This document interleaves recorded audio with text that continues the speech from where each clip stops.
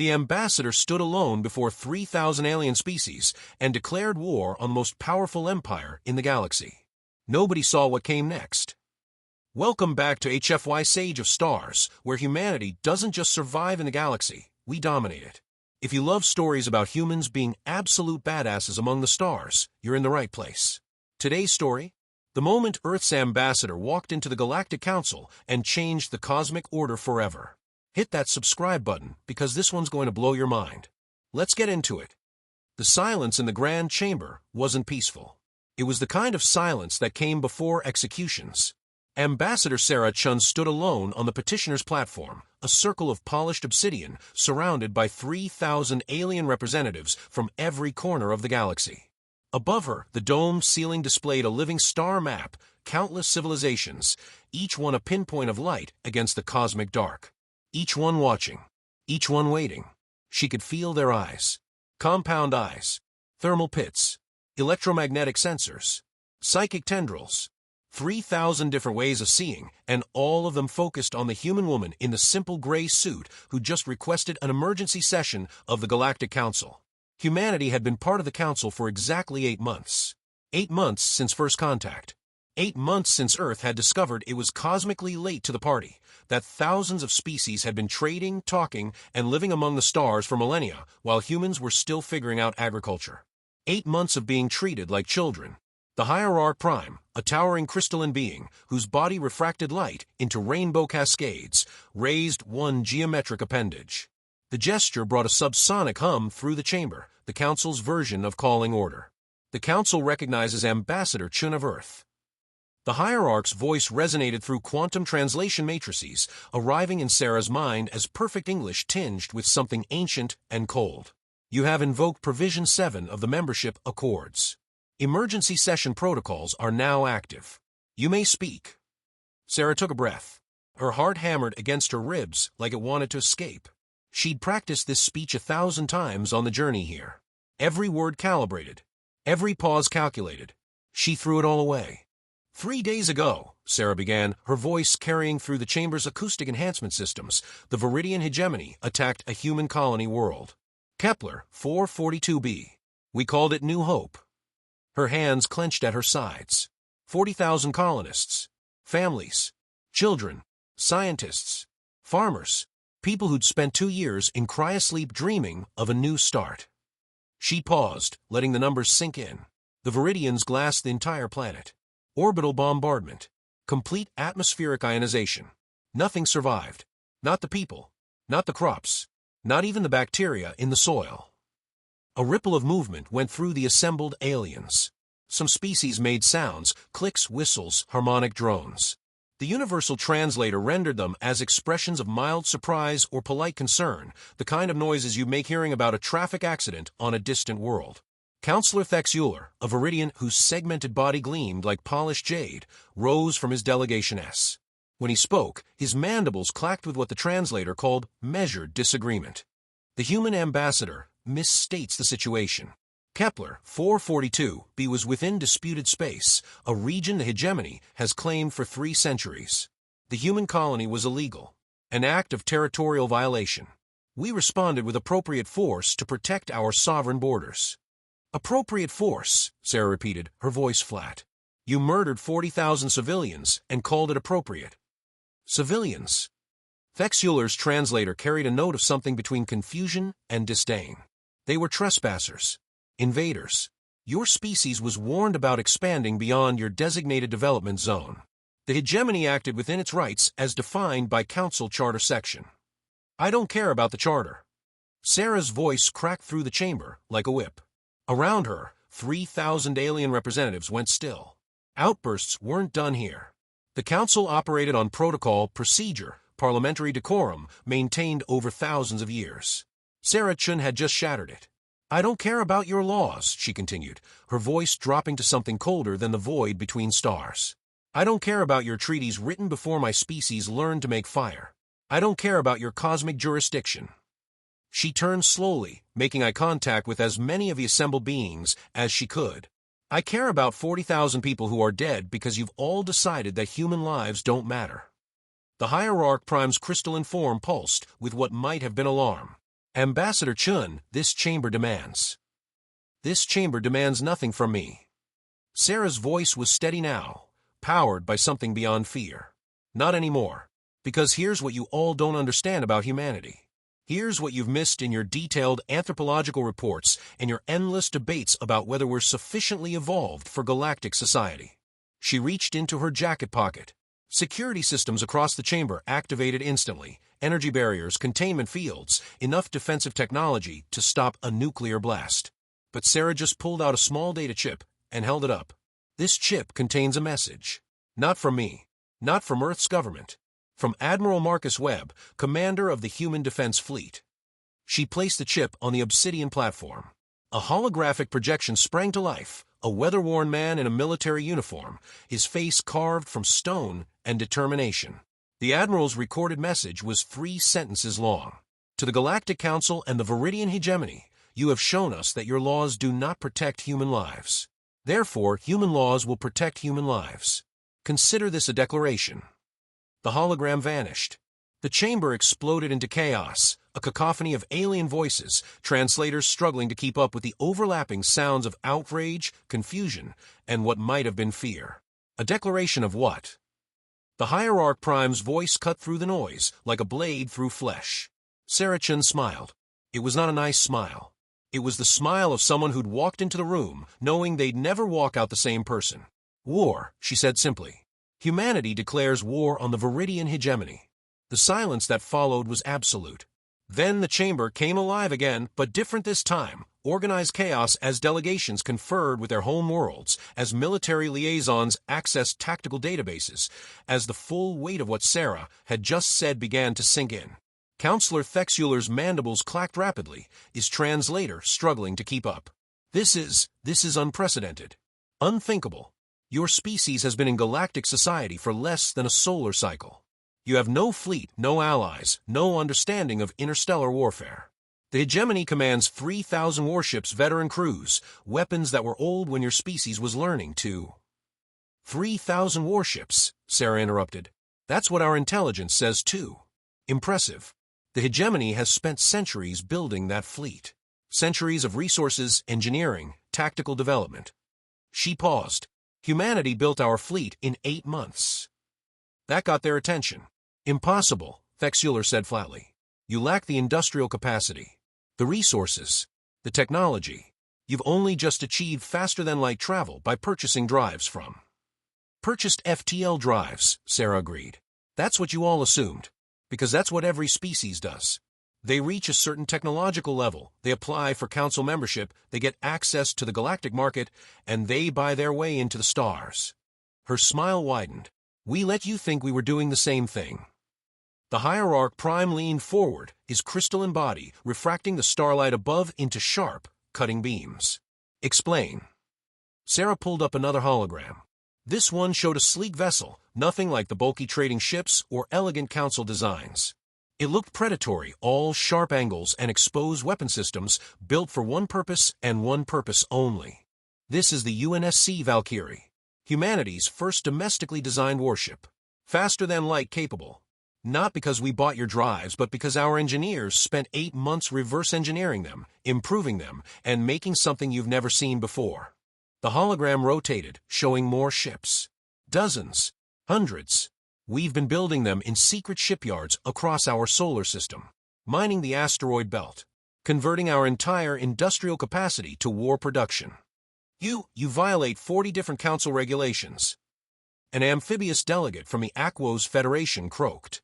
Secret weapons development, militarization without oversight, treaty violations. Treaties. Sarah's laugh was bitter. You want to talk about treaties? Let me tell you about the treaty we signed when we joined this council. Article 12, subsection 4. All member species shall be protected from acts of genocide, territorial aggression, and extinction-level threats. Remember that one? I do. I memorized every word. Her voice hardened. You failed us. 40,000 dead, and you all want to debate territorial rights and proper procedures. A new voice entered the chaos. Ambassador Kelthios of the Harmony Concorda, a being of pure energy contained in a crystalline matrix. Ambassador Chen, understand that warfare among council species is strictly prohibited. There are mechanisms for dispute resolution, arbitration courts, diplomatic. How long do those mechanisms take? Sarah cut in. The process is thorough. Typically 18 to 24 standard cycles. 2 years. Sarah's voice was ice. You want humanity to wait 2 years while we submit evidence, while lawyers debate territorial claims, while our people remain undefended and vulnerable. Tell me, Ambassador, what happens if the hegemony decides to attack another human world while we're waiting for your courts to rule? Silence. That's what I thought. Sarah turned back to Thexuler. The Viridian hegemony has 72 hours to surrender unconditionally. Reparations for New Hope. War crime tribunals for every ship captain and admiral involved in the attack. And formal recognition of all human colonies under Earth's protection, regardless of whose disputed space they are in. Thexuler's entire body rippled with what the translator called dismissive contempt. Or what? Your newborn fleet will attack the hegemony? You have no military experience, no strategic doctrine. Your species' most recent conflicts were fought with primitive kinetic weapons and chemical explosives. The hegemony has mastered warfare across 10,000 star systems. We have weapons that crack planets, shields that can withstand stellar flares, warriors bred for combat across. 3 hours, Sarah said quietly. The chamber went still again. What? Thexuler's translator stuttered over the word. That's how long it took for humanity to win our first engagement. Sarah's hologram changed again, showing tactical displays, energy signatures, debris fields. 4 hours ago, a Viridian patrol fleet detected an anomaly near the New Hope system. 20 hegemony warships went to investigate. They found the UNSC Retribution Battle Group. 37 human vessels commanded by Admiral Webb himself. The tactical display began to move, showing the battle in fast forward. Human ships moved in patterns that made no sense by galactic warfare standards, erratic, unpredictable, almost reckless. Viridian vessels maintained their traditional formation, experienced crews executing textbook maneuvers. It didn't matter. Human ships swarmed like angry hornets, breaking every rule of engagement warfare. They used planets for gravitational slingshots. They detonated their own disabled vessels as proximity mines. One destroyer deliberately rammed a hegemony dreadnought at near-light speed, punching through shields that should have been impenetrable. 3 hours, Sarah repeated. 20 Viridian warships destroyed. 1,700 hegemony crew killed. Human casualties, 234. She paused. The Retribution Battle Group is currently en route to the Viridian home system. Estimated arrival, 48 hours. The chamber erupted into pandemonium. Delegations were shouting. At Sarah, at each other, at their translators struggling to keep up. The hierarch Prime's crystalline form pulsed with frantic light as he called for order, his subsonic hum lost in the chaos. But Sarah wasn't done. Let me tell you what the Galactic Council doesn't understand about humanity, she said, her voice somehow cutting through the noise. Maybe it was the chamber's acoustics. Maybe it was something else, the sheer force of will that had carried her species from caves to starships. You've all had the luxury of peace. For millennia, you've had these chambers, these laws, these procedures. You've domesticated war, turned it into something polite and procedural. She looked up at the star map above, at all those civilizations that had grown comfortable in their cosmic order.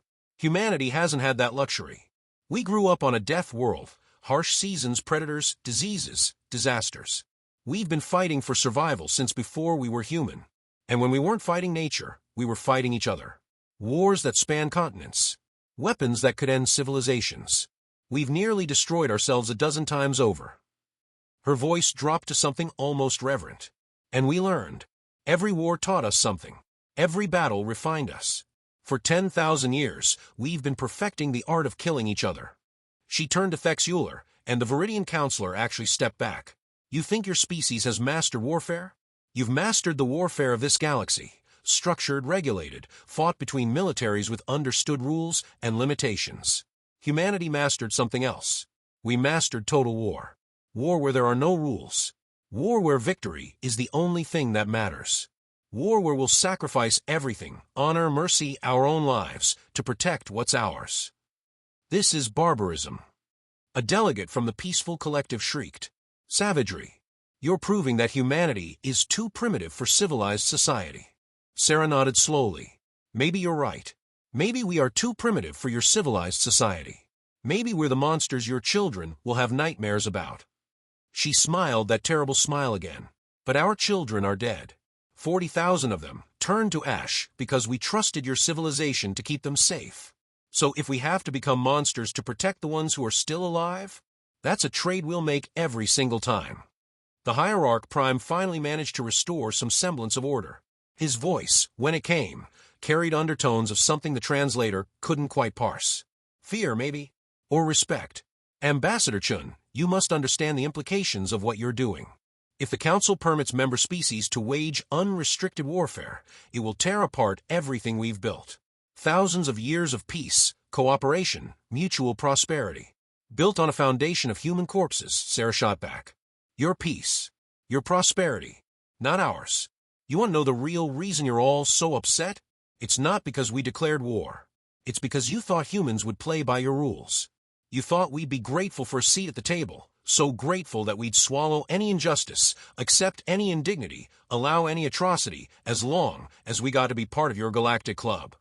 She gestured at the assembled thousands. You forgot something crucial. Humanity doesn't want to join your galaxy. We don't want to be part of your cosmic order. We want the same thing we've always wanted, to be left alone to live our lives, raise our children, and reach for the stars in peace.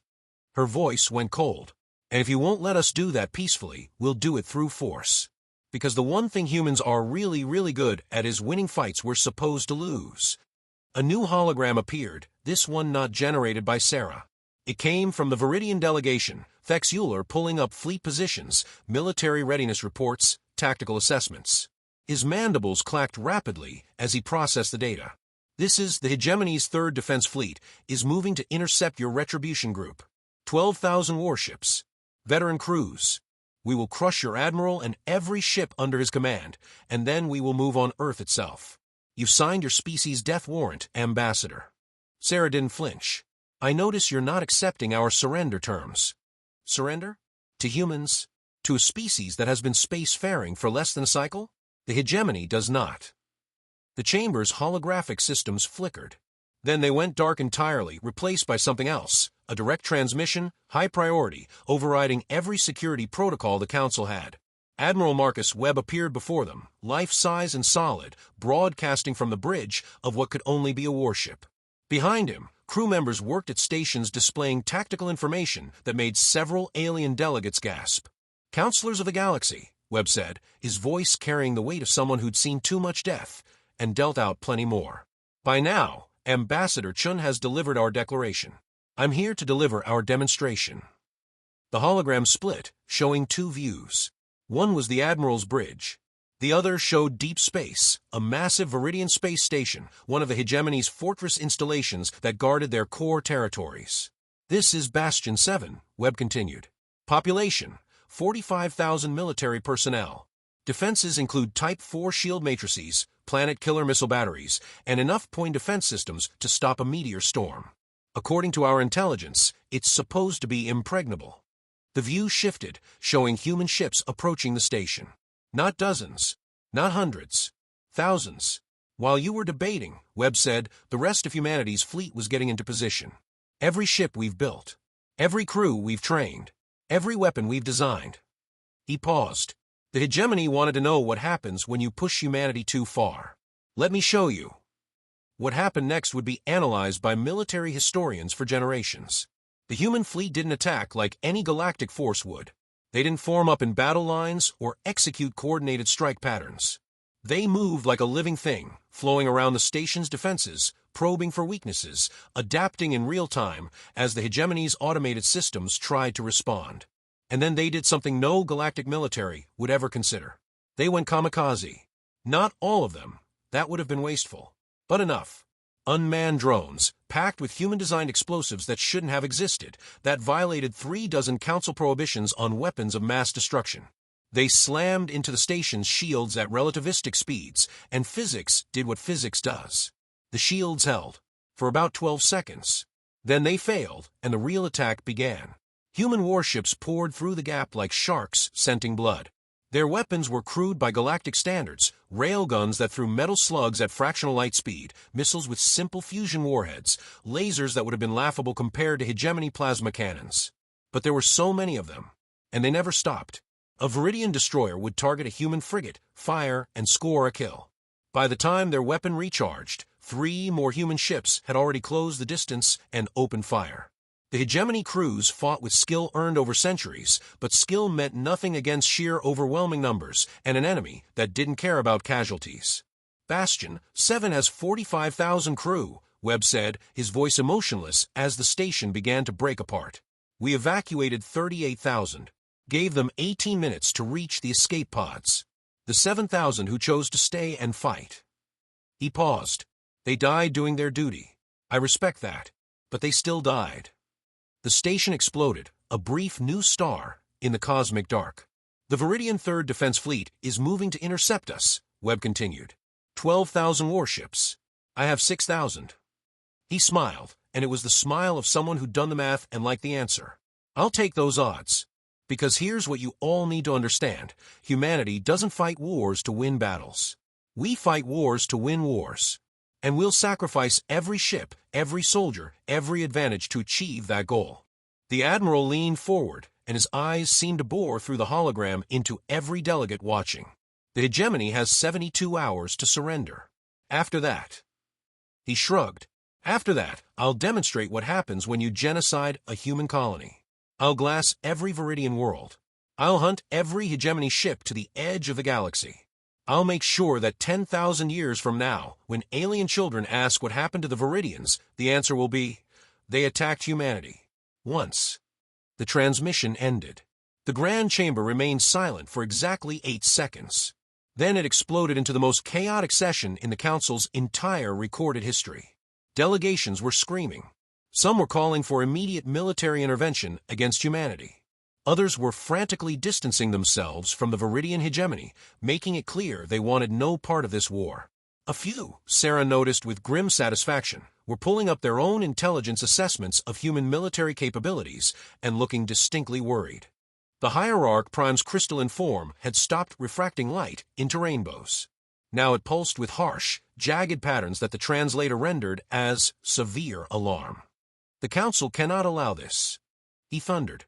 If we permit one species to wage unrestricted warfare, it will set a precedent that destroys everything we've built. The entire galactic order will collapse into... Into what? Sarah interrupted. Into a galaxy where actions have consequences? Where you can't murder 40,000 people and hide behind legal technicalities. She laughed, harsh and bitter. Your order is built on the assumption that new species will be so grateful for your approval that they'll accept any indignity. Well, humanity's not grateful. We're furious.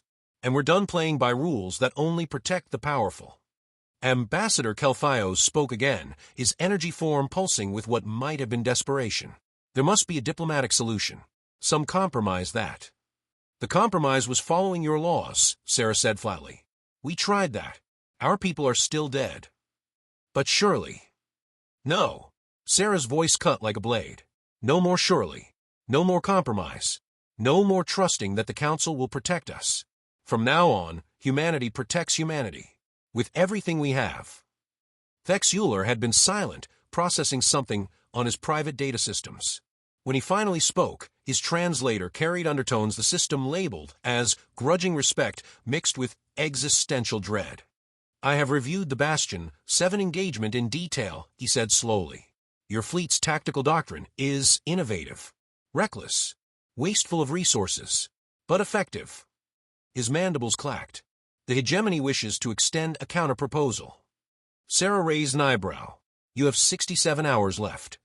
A negotiated peace. The hegemony will recognize human territorial claims. Pay reparations for the New Hope incident. Submit the commanding officers to your justice system. He paused. In exchange, humanity agrees to Council oversight of your military development and... No. The single word landed like a hammer blow. No. Thex Euler's translator stuttered. No oversight. No restrictions. No Council involvement in human affairs beyond basic diplomatic relations. Sarah's voice was adamant. You want peace? Fine. Here are our terms. The Viridian hegemony surrenders unconditionally. Full reparations. War crime tribunals. Recognition of all human colonies, current and future. And, she paused, letting the weight of the next words build. The Galactic Council formally acknowledges that humanity's military capabilities are unrestricted and unregulated. The chamber exploded again. Unthinkable. A violation of every. You'd allow an uncontrolled military force to. Sarah let them rage for a minute, then raised her hand. Somehow, impossibly, they fell silent. You all keep talking about your rules, your regulations, your cosmic order. Let me tell you what humanity learned in 10,000 years of warfare. Rules only matter if everyone follows them. The moment someone breaks the rules, really breaks them, commits genocide, wages war crimes, decides that might makes right, then the rules become meaningless. They become a weakness, a vulnerability that stronger powers exploit. She looked up at the star map again, at all those civilizations that had never had to fight for survival. The Viridian hegemony broke your rules. They committed genocide. And your response was to debate territorial jurisdiction and talk about dispute resolution timelines. You prove that your rules don't protect the weak, they protect the strong who know how to manipulate them. Her voice hardened. So humanity won't rely on your rules anymore. We'll rely on something your galaxy hasn't seen in a long time. The certainty that if you attack us, we will hurt you so badly that the pain will echo through your civilization for generations. A small, trembling voice came from the back of the chamber. Ambassador Pictel of the Harmony Collective, a species known for radical pacifism. But Ambassador Chen, if every species adopted your philosophy, the galaxy would tear itself apart. There would be endless war, death, destruction. Everything we've built would. You're right, Sarah said, and her voice softened for the first time since she'd begun speaking. If every species acted like humanity, the galaxy would burn. But here's the thing, Ambassador Pictel, humanity doesn't want to burn the galaxy. We just want to be left alone. We want to raise our families, explore the stars, and live in peace. She gestured at the empty air where Webb's hologram had been. Everything you just saw, the weapons, the fleet, the tactics, we didn't develop them because we love war. We developed them because the alternative was letting our people die unavenged. Because trusting in your peace, your rules, your cosmic order got 40,000 humans killed. Her eyes swept the chamber. Give us a reason to trust you again. Show us that the Council will actually protect member species from genocide. Prove that your rules mean something. And if we don't? The Hierarch Prime's voice was quiet, almost contemplative. Then humanity will protect humanity.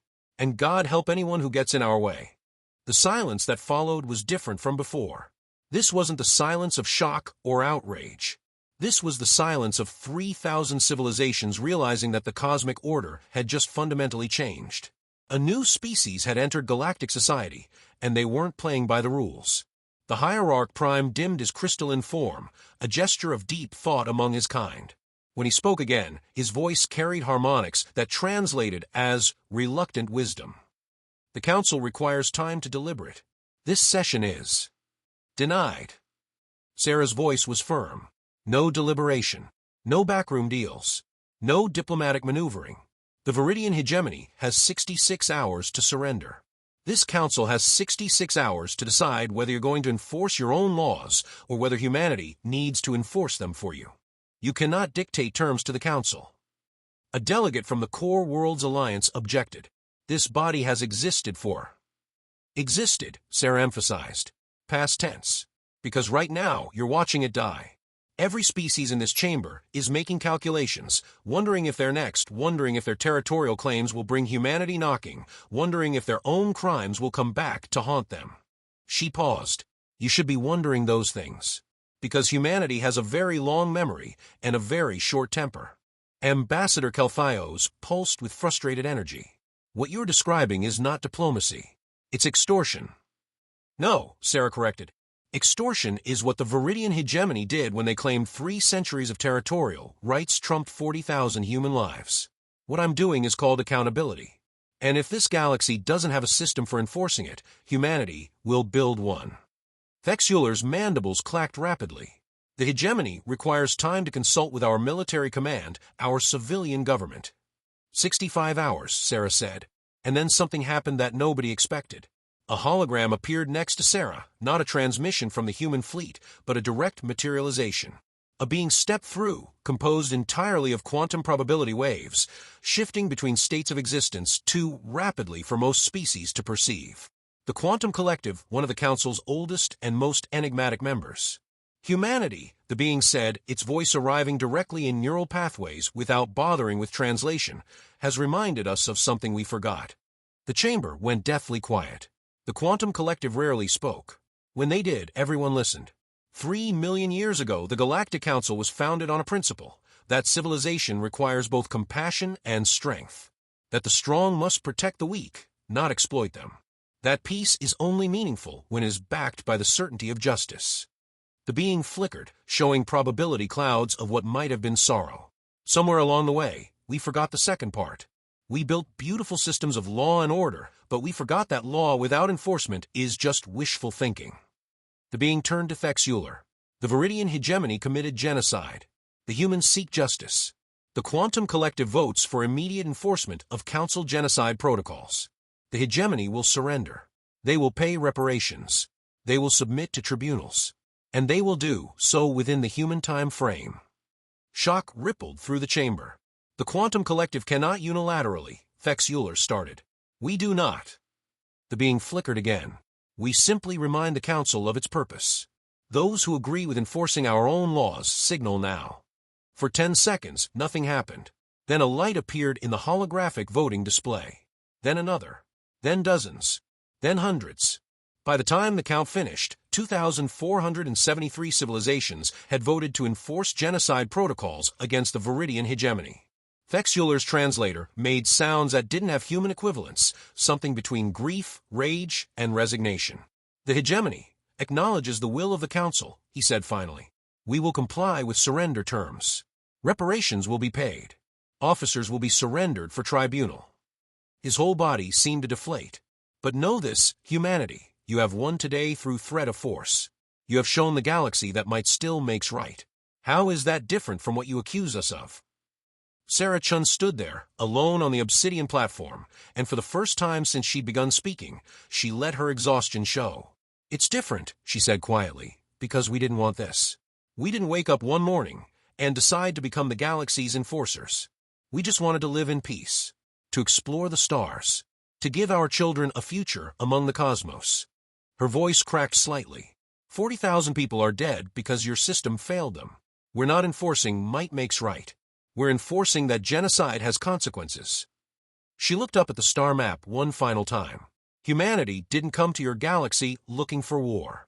But if war is what it takes to protect our people, then war is what you'll get. And if that makes us monsters in your eyes. She smiled sadly. Then we'll be the monsters that keep human children safe. The session ended not with a formal dissolution, but with a slow exodus, delegations departing in confused clusters, some in fear, some in anger, some in what might have been respect. Sarah remained on the platform, watching them go. Ambassador Kelthios approached, his energy form pulsing with something the translator rendered as concerned curiosity. Ambassador Chen, he said softly, you have changed the galaxy today. For better or worse, nothing will be the same. I know, Sarah said. Do you have any idea what you've unleashed? Other species will see humanity's example. They will arm themselves, build fleets, prepare for wars. The peace we've maintained was built on a lie, Sarah interrupted gently. The lie that peace could exist without justice, that order could be maintained while the powerful exploited the weak. You want to know the truth, Ambassador? Your peace was always destined to fail. Humanity just made it fail faster. Kelthios flickered. And now, Sarah turned to face the ancient being. Now you have a choice.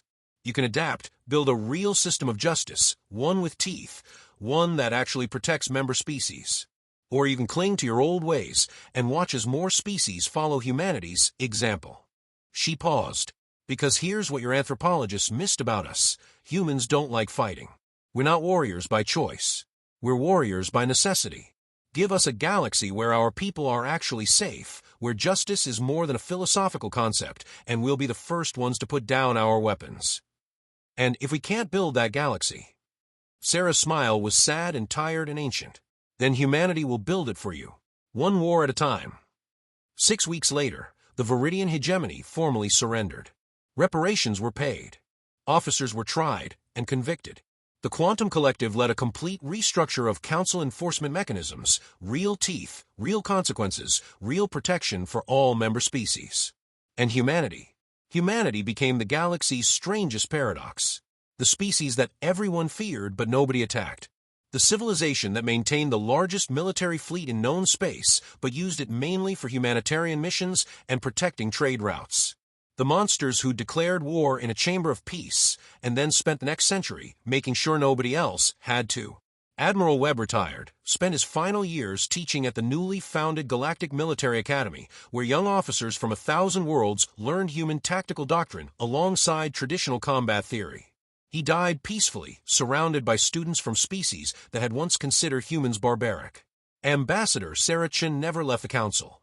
She served for 43 years, becoming one of the most respected voices in galactic diplomacy. When she finally retired, there were representatives from 2,000 civilizations at her farewell ceremony. The last person to speak with her was a young Viridian diplomat, barely mature, who approached hesitantly. Ambassador Chen, they said through their translator. I know your people have no reason to. My parents died at Bastion 7. Sarah looked at the young Viridian, seeing not an enemy, but just another person carrying grief. I'm sorry, she said simply. Why? The Viridian's confusion was evident. Your people were justified. The hegemony committed genocide. We deserved. Nobody deserves to lose their parents, Sarah interrupted gently. Not Viridian children. Not human children. That's the whole point. She placed a weathered hand on the young diplomat's carapace. We didn't fight your people because we hated them. We fought because hatred had killed our people. There's a difference. The Viridian was silent for a moment. What happens now? Between our species? Sarah smiled. Now we do the hard work. We build something better. We make sure that the galaxy your generation inherits is one where children don't have to die for territorial disputes. Where genocide is unthinkable not because it's illegal, but because it's unconscionable. You think that's possible? I have to, Sarah said, because the alternative is accepting that my species' greatest talent, our capacity for warfare, is all we'll ever be known for. And I refuse to believe that. Humanity came to the stars for more than war. She looked up at the chamber's dome, at the star map showing thousands of civilizations, each one a light in the cosmic dark. We came here to shine. 20 years after Sarah Chen's death, the Galactic Council erected a monument on the site where New Hope had once stood. 40,000 names carved in quantum-stable matter that would last until the heat death of the universe. At the base of the monument, a single line, in perfect English. They wanted peace. They deserved peace. They got war. And war taught the galaxy that peace without justice is just another word for surrender. Humanity never started another war. They never had to. Because the galaxy learned a lesson that day in the Grand Chamber, learned it in the way that only hard-won wisdom sticks. You can negotiate with humans. You can trade with them, laugh with them, build a future with them. But you can never, ever, make them accept injustice. Because humanity remembered their history. 10,000 years of fighting for survival on a death world. 10,000 years of learning that sometimes the only way to protect peace is to be willing to wage war. They were the galaxy's warriors who dreamed of being gardeners. And in the end, they became both. The stars shone a little brighter in sectors protected by human fleets. Children of 1,000 species grew up in a galaxy where genocide had consequences, where the strong fought twice before exploiting the weak, where justice was more than just a beautiful idea. And when those children asked their parents about the humans, those strange, terrifying, wonderful apes who'd climbed down from trees and reached for the stars, the parents would tell them the truth. Humanity didn't save the galaxy with better technology or superior wisdom. They saved it by refusing to accept that some things, like the murder of 40,000 innocent people, could ever be justified.